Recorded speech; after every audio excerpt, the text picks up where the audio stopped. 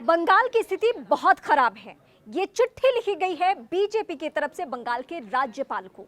मुर्शिदाबाद में ऐसा दावा किया जा रहा है बीजेपी के नेताओं की तरफ से, बंगाल बीजेपी के भी और दिल्ली बीजेपी के भी, कि वहां पे बवाल मचा हुआ है, हिंसा जैसी स्थिति हुई है और वहां लोग बहुत तनावपूर्ण स्थिति में रहने के लिए मजबूर हैं।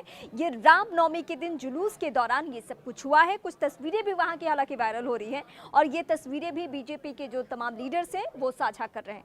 पश्चिम बंगाल के मुर्शिदाबाद को लेकर दावा ये किया जा रहा है कि रामनवमी के दिन वहां बवाल मचा, वहां दंगे जैसे हालात हो गए, वहां हिंसा की घटना हुई और अभी तक वो इलाका शांत नहीं हुआ है। ऐसा ही कुछ दावा मेदिनीपुर को लेकर भी किया जा रहा है। सच्चाई क्या है ये जांच प्रक्रिया का हिस्सा है, जांच के जरिए पता चलना है। लेकिन बीजेपी के ट्विटर हैंडल से, चाहे अमित मालवीय हो, शुभेंदु अधिकारी हो, इन सभी के तरफ से बार बार ये सवाल उठाया जा रहा है और सीधे चुनाव आयोग से भी शिकायत की जा रही है कि पश्चिम बंगाल के चुनावी माहौल में ममता बनर्जी ने एक भड़काऊ बयान दिया था।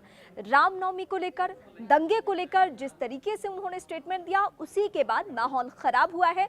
ये कहा था बीजेपी के नेताओं ने पहले भी सवाल उठाया था और आज भी इस घटना के होने के बाद भी वो सवाल उठा रहे हैं। उनका कहना है कि राज्यपाल इस मामले में हस्तक्षेप करें, राज्यपाल हस्तक्षेप करके इस पूरे मामले को देखें।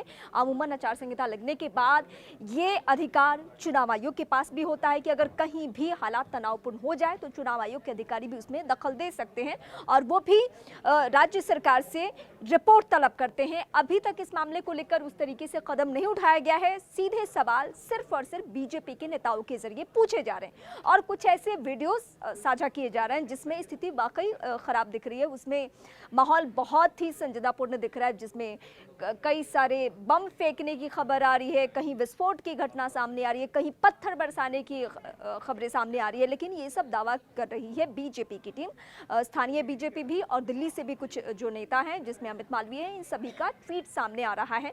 और बंगाल को लेकर हालांकि पहले से भी बीजेपी के नेताओं की तरफ से ये दावा किया जा रहा था कि चुनावी माहौल में आप दंगा भड़काना चाहते हैं, आप लोगों को गुमराह कर रहे हैं, आप लोगों को भड़का रहे हैं। सीए के मामले पर भी आपने मुस्लिमों को इसी तरीके से गुमराह किया और रामनवमी जैसे त्योहार को लेकर भी आप गुमराह कर रहे हैं। ये सवाल बीजेपी के नेता बार बार उठा रहे हैं। बीजेपी के नेताओं का एक सुर में यही कहना कि अगर ममता बनर्जी का चुनावी माहौल में अगर कोई स्टेटमेंट ऐसा नहीं आया होता तो शायद माहौल शांत होता, माहौल शांतिपूर्ण तरीके से आगे बढ़ता।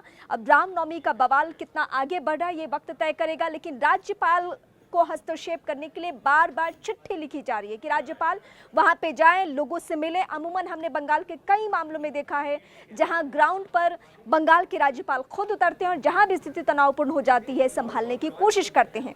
अब ये चुनावी माहौल में इस मामले को कितना तूल दिया जाना है, इस मामले पर ममता बनर्जी की पार्टी या खुद ममता बनर्जी की तरफ से कोई स्टेटमेंट सामने नहीं आया है। अभी सभी को इंतजार है कि जल्द से जल्द माहौल शांत हो और बंगाल के किसी भी हिस्से में, चाहे वो मुर्शिदाबाद हो या कोई और इलाका हो, मेदिनीपुर हो, किसी भी हिस्से में स्थिति खराब ना हो, इस बात को लेकर अभी भी कोशिश की जा रही है।